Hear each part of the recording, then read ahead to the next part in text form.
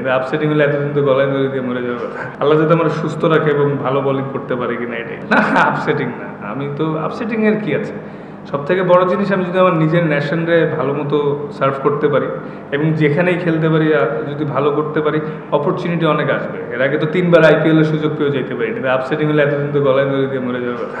তো ওটা তো আপসেটিং না, আমি একদমই আপসেট না। আমার তকদিরে যেটা আছে, সামনে অনেক অপরচুনিটি আসবে ইনশাআল্লাহ। না আসলে দেখেন, স্টার্টটা ভালোই হয়েছিল, পরে 5টা ক্যাচ মিস হয়েছে। এটা যদি 190-এর জায়গায় 150-60 হয়তো ডিফারেন্ট গেম হইতেও পারতো।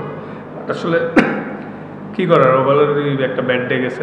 হ্যাঁ, লাস্ট ম্যাচে হয়েছে, এই ম্যাচে হয়েছে, হয়তো সামনেও হবে, কিন্তু কিছু করার নেই, প্রসেসে থাকতে হবে। এরপরও আল্লাহ যে কটা উইকেট দেয় সেইগুলো নিয়েই যাই। তবে ইম্পর্টেন্টটা হচ্ছে আমি আল্লাহ যাতে আমরা সুস্থ রাখে এবং ভালো বোলিং করতে পারি কিনা এটাই ইম্পর্টেন্ট। না আসলে রকেট সায়েন্স তো নাই ভাইয়া, আমি প্রত্যেকটা ম্যাচ থেকে বা সিচুয়েশনের ডিমান্ড অনুযায়ী এবং নিজের এক্সপিরিয়েন্স থেকে এক্সিকিউট করার ট্রাই করছি। এবং লাস্ট কিছু বছর ধরে একই প্রসেসে আছি যে কীভাবে নিজের ইমপ্রুভমেন্ট বাইর করা যায়, কীভাবে ওয়ার্ল্ড ক্লাস হয়ে আরও টপে থাকা যায়।